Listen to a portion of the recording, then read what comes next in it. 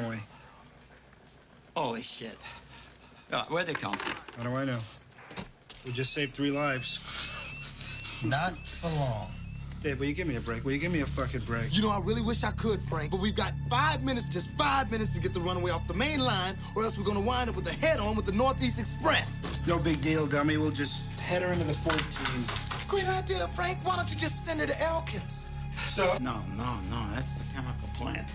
She'll never make the curve at that speed. You'll flip and wipe out the whole plant. There'll be toxic chemicals from here to Kansas. Better warn him.